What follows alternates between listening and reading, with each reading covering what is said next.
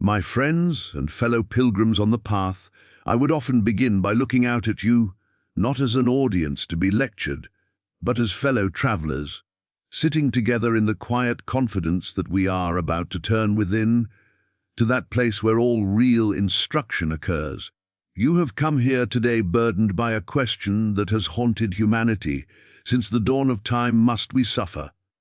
You have felt the ache of it, the weight of it, in your bodies, in your hearts, in the circumstances of your daily living.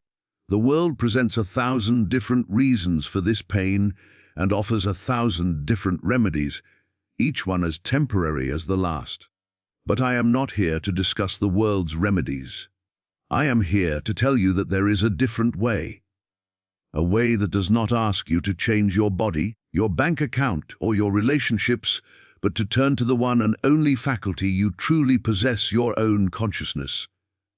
For you see, the entire panorama of your life, every joy, every sorrow, every seeming victory and defeat, is not happening to you, it is happening within you. It is a projection, a visible witness of the very state of your own awareness. Suffering is not a punishment, it is an alarm bell, ringing to awaken you from the dream of living as a separated physical self, subject to the whims of a cruel world. Today we shall embark on a sacred journey. We will lay aside the textbooks of psychology and the prescriptions of external saviors. We will go directly to the source. We will learn how to sit in the silence, not as beggars pleading for relief, but as the very children of God, acknowledging the divine consciousness as our own. And when we do, a miracle occurs. Not a miracle that changes God, but one that changes our awareness of God. The suffering which seemed so solid and real simply has no foundation left upon which to stand. It dissolves not because we fought it, but because we outgrew it in consciousness. But how, you may wonder, can a mere shift in awareness possibly resolve the tangible, crushing problems of human existence? That is the very mystery we are prepared to unravel. If this message has sparked a light within you, a recognition that there is a higher law at work, then I invite you to join this unfolding revelation. Like this video, and as a symbol of your commitment to this inner journey, comment the number 7 below, the number of spiritual completion and the seal of a consciousness at rest in itself. And finally, subscribe to this channel, for this is not a single lecture, but a continuous unfoldment of the infinite way. The next step in your liberation awaits. Of course, here is the expansion of your first keynote, continuing directly from the flow of the introduction. We have been conditioned to believe that we are a physical and mental identity, a selfhood separate from God, navigating a world of external powers, causes, and effects. We point to a sick body and say, "I am ill." We point to a financial lack and say, "I am struggling." We point to a fractured relationship and say, "I am wounded." In each of these statements, we are committing the fundamental error. We are identifying ourselves as the condition. We have accepted the testimony of the senses as the final truth of our being. This, my friends, is the very root of the suffering you wish to stop. You are not the character in the drama of life, buffeted by fate. You are the awareness in which the entire drama appears. Think of it this way. If you look at a movie screen and see a storm, you do not believe the screen itself is wet and windy. The screen is the silent, unaffected witness upon which the images of storm and sunshine play. Your consciousness is that screen, the forms and experiences of your life. The health, the relationships, the abundance, the lack, are the projected images.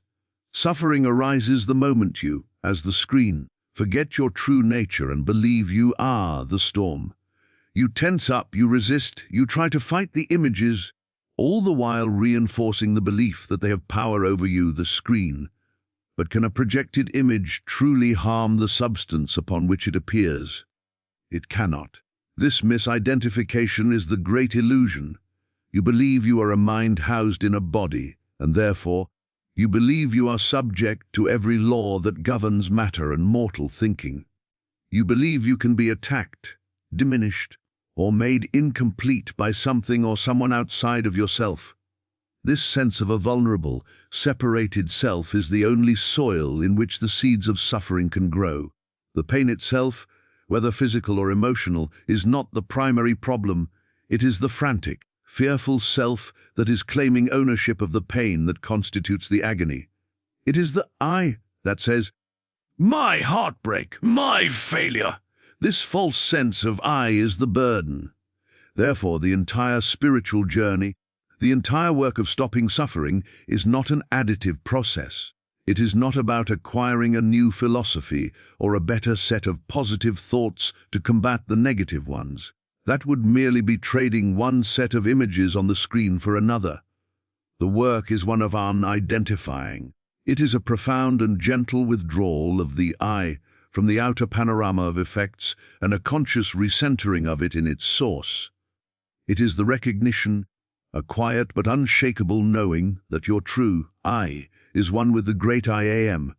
It is the awareness that animates the body, the intelligence that formulates the thought, the very substance of being itself.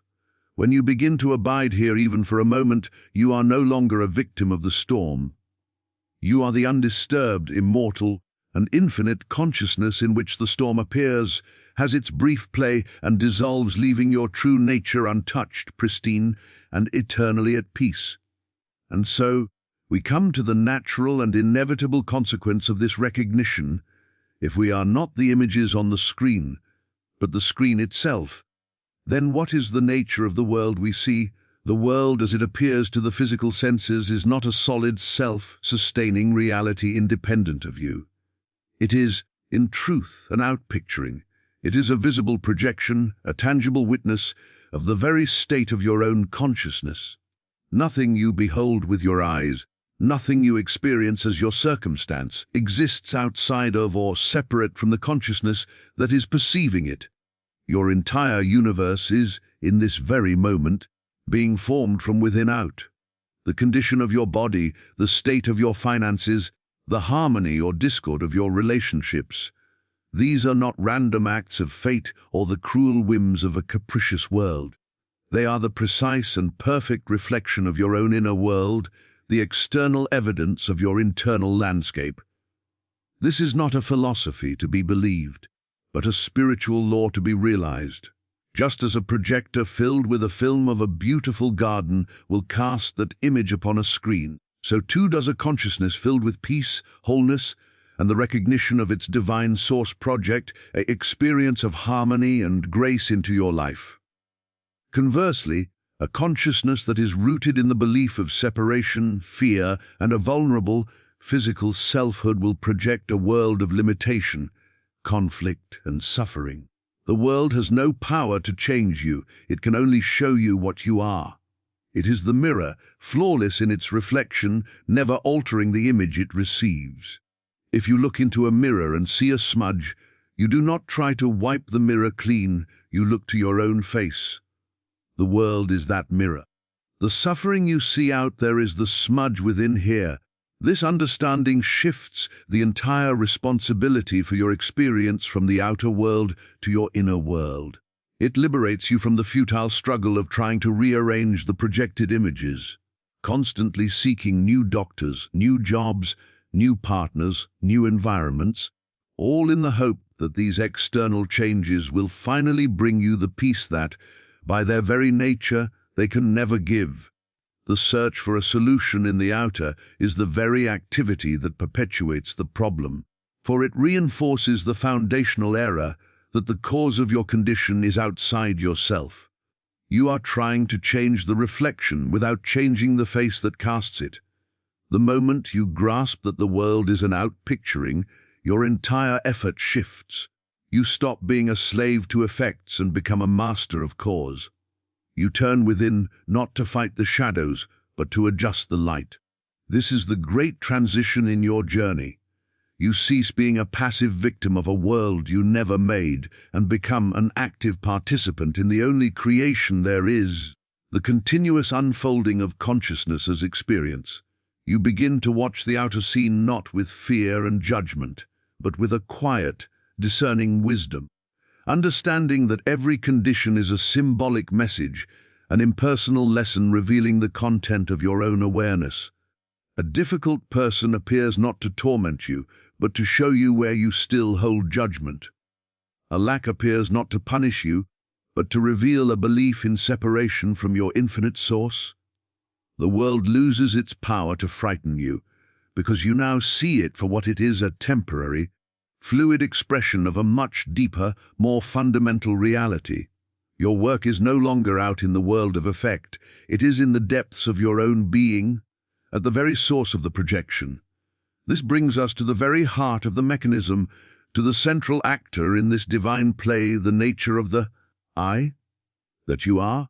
If the world is an outpicturing of consciousness, then what is this consciousness? It is not your personal, private mind with its catalogue of opinions, memories, and reactions.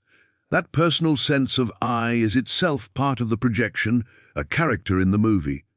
The consciousness we speak of is the ultimate subject, the one, I, that can never be an object of your own thought or perception. It is the very awareness in which both the personal I and the entire world appear.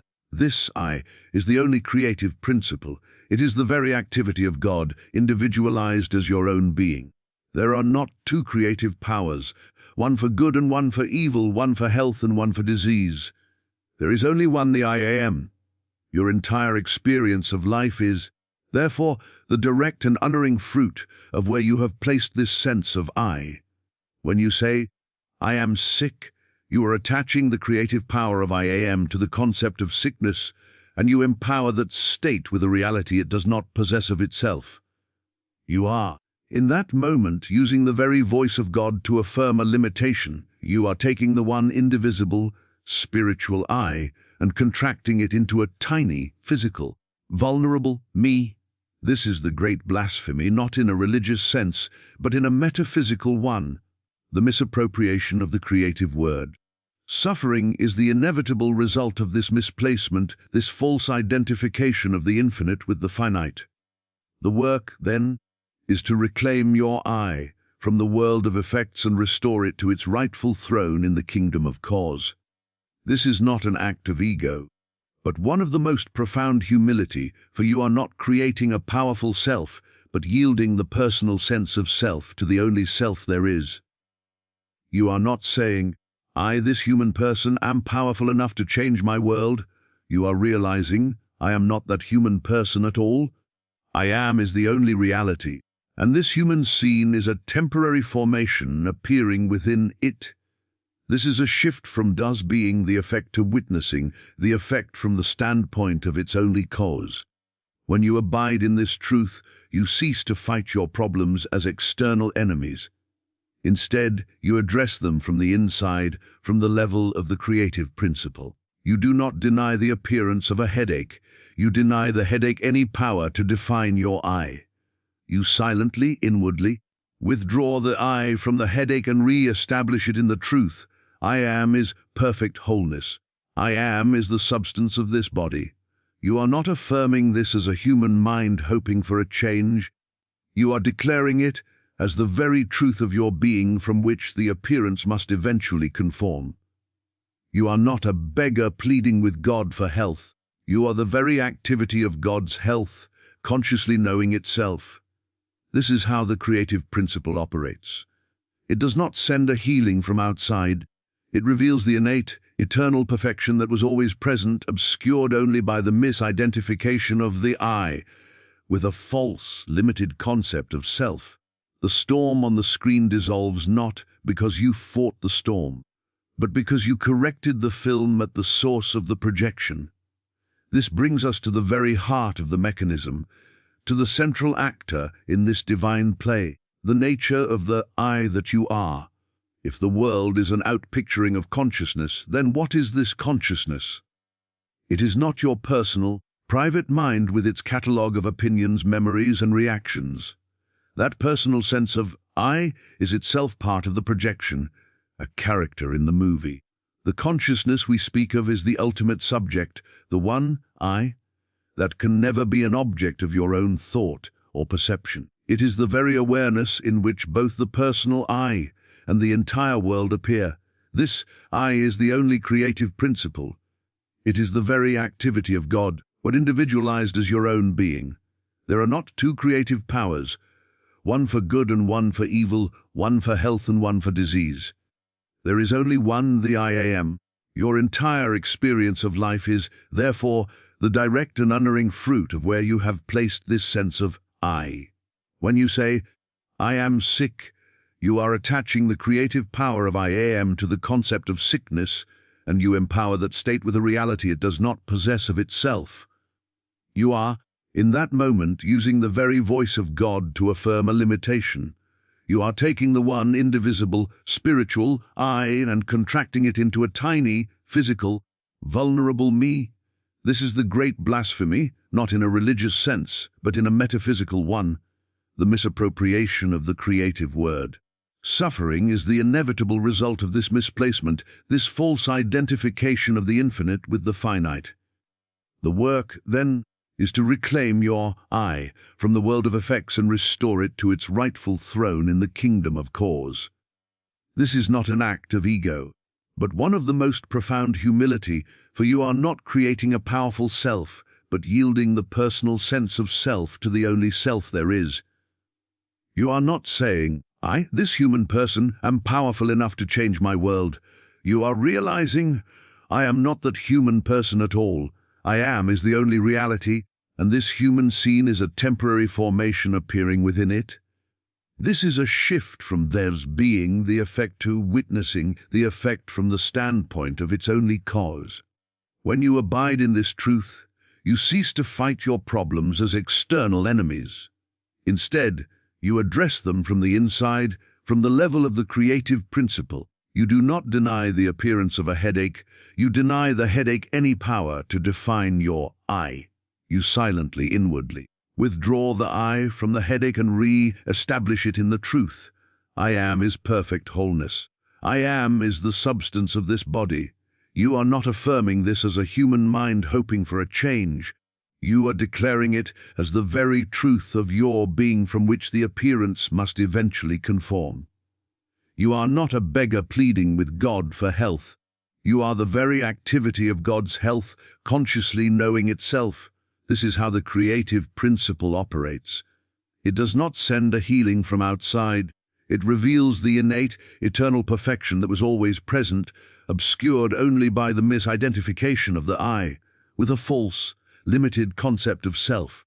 The storm on the screen dissolves not because you fought the storm, but because you corrected the film at the source of the projection. This conscious recentering of the I is not, however, an intellectual exercise. It cannot be achieved by the thinking, calculating mind, for that very mind is part of the objective world we are learning to see through. The thinking mind can rearrange the furniture of your life, but it can never lead you to the architect of the house. There must be a different faculty brought into activity, a different mode of knowing. This is the practice of inner listening. It is the conscious, deliberate quieting of the outer senses and the ceaseless chatter of the personal mind to become receptive to a different frequency of instruction, the silent impartation of spirit.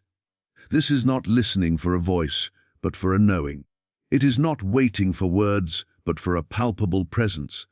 The world, with its relentless demands and distractions, pulls your consciousness outward, where it becomes entangled in and identified with the ever-changing panorama of effects. The practice of inner listening is the gentle, firm withdrawal of your attention from this external circus. You sit not to achieve a blank mind, but to achieve a focused attention. You turn within, away from the noise of the world, away from the problems you are trying to solve, and you place your entire expectation on the within. You are not meditating on God, you are meditating from God. You are establishing yourself in the truth of your being as the one, I, the pure awareness, and then you listen. You listen as if your life depends on it, for indeed it does. In this sacred silence, a transformation occurs. The frantic search for answers ceases. The pressure to figure it out dissolves. You are no longer a problem solver, but a beholder. In this state of humble receptivity, something infallible takes over. The divine consciousness, which is your true consciousness, begins to illuminate your being. It does not always bring a specific answer to a specific problem. More often, it brings a reordering of your entire perception. It dissolves the knots of fear and misunderstanding that gave rise to the problem in the first place. An intuitive certainty may dawn, not as a thought, but as a settled peace. A scriptural passage may suddenly blaze with new meaning. A creative impulse, wholly unrelated to your problem, may arise, redirecting your energy into a new channel of harmony.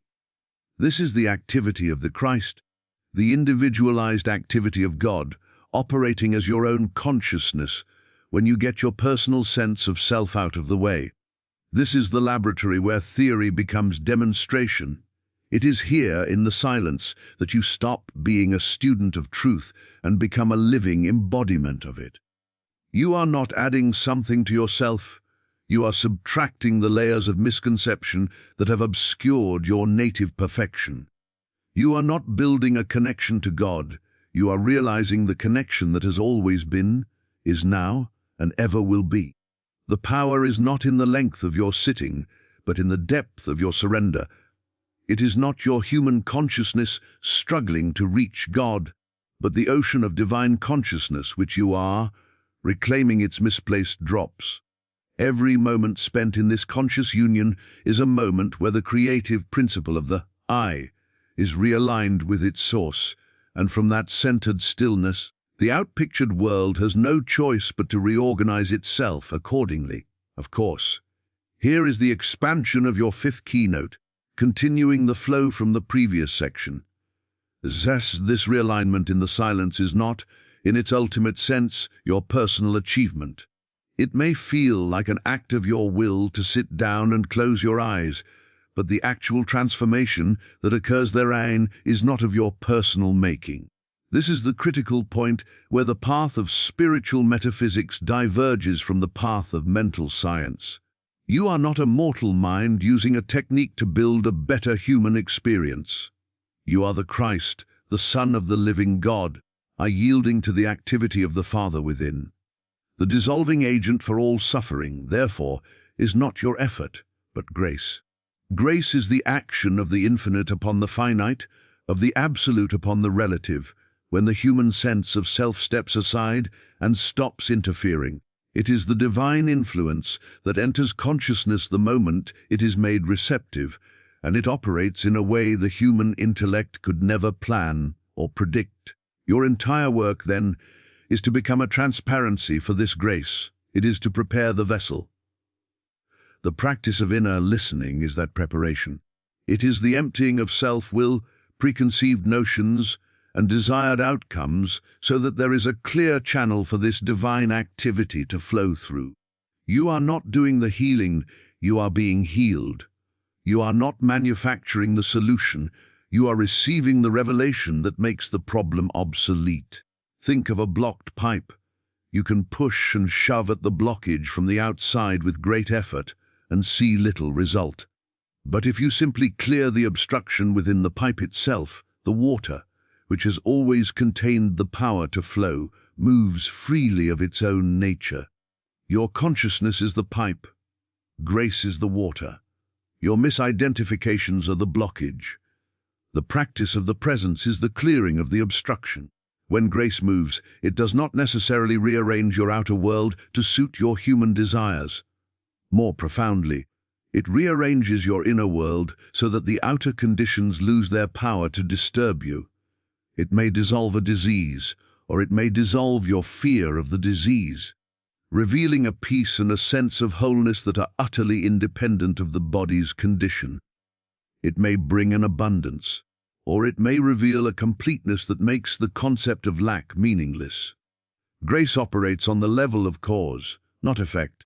It addresses the misidentification itself, healing the belief that you are a separated self, and from that fundamental healing, all outward forms must adjust to reflect the new, higher level of consciousness. This is why the struggle ends. You are no longer carrying the burden of being the sole architect of your salvation. Your responsibility is to turn within, to listen, to yield. The how is not your concern. The infinite intelligence of the Father knows the perfect and most harmonious means of its own expression. Your anxiety about the future, your regret about the past, are simply forms of the personal sense of I, trying to reassert control. But when you abide in the silence, you are practicing the ultimate surrender, not my will, but thine be done. You are not surrendering to a negative fate, you are surrendering your limited, human view for the infinite, divine plan. In that surrender, you are not diminished, you are expanded. You are lifted out of the narrow confines of the personal, I, and into the boundless realm of the one, I am, where grace is the very atmosphere you breathe, and suffering is an impossibility remembered only as a forgotten dream. And so we arrive at the natural state of being that this entire journey unveils, living from the finished kingdom, the struggle, the seeking, the desperate striving to achieve peace, health, or abundance. All of this was born from the illusion of a self that was separate from God and therefore lacking. But the truth revealed in the silence, the truth activated by grace, is that the kingdom of God, the realm of infinite perfection, is not a distant destination to be reached after years of arduous effort. It is the present and eternal reality of your own being. It is finished. The work, then, is not one of construction, but of recognition. It is to stop living as a seeker, perpetually reaching for a truth that seems just beyond your grasp, and to begin living as a beholder, consciously abiding in the truth that you already are. This is a profound shift in posture. The seeker looks to the future for their salvation, believing that through the right practice, the right teacher, or the right understanding, they will one day become whole. The beholder rests in the present moment, knowing wholeness as their unchanging nature, and watches as this inner reality gradually permeates and transforms their outer experience. You are not trying to get God's grace, you are learning to let go of the beliefs that would hide the grace that is already fully and completely given. You are not trying to build a connection to God, you are accepting the connection that has always existed, is now, and ever will be. The entire frantic search for spiritual attainment ends, replaced by a quiet, abiding consent to what is. When you live from this standpoint, your relationship with the world of appearance is utterly transformed. You no longer look to your body, your bank account, or your relationships for evidence of your well-being. You look within, to the conscious awareness of the finished kingdom, and you allow that awareness to become the substance of your body, the form of your supply, and the harmony of your interactions. You are not a mortal trying to become spiritual, you are the spiritual, immortal Son of God, consenting to express your divinity here and now. A problem arises not as a threat to your peace, but as an opportunity to reaffirm the truth of the kingdom. You do not deny the appearance, but you see through it to the spiritual substance that constitutes all real being. You understand that the appearance of a problem is simply a call to deepen your abiding, to strengthen your consent to the all-inclusive perfection of the one mind. This is the ultimate demonstration. It is a life lived not by reaction, but by radiation. You are not bouncing off of external circumstances, you are emanating from an internal citadel of peace that cannot be disturbed. Your life becomes a spontaneous expression of the qualities of the kingdom.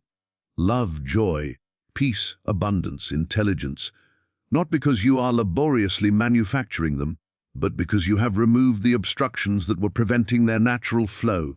The personal I, with its burdens and its agendas, recedes, and the divine I am, with its effortless harmony and boundless creativity, takes its rightful place as the only actor, the only presence, and the only power in your experience.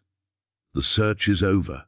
The journey was from a sense of absence to the recognition of a presence that had never been absent. You stop trying to get life and begin to let life live you in the sublime and effortless rhythm of its own perfect, finished design.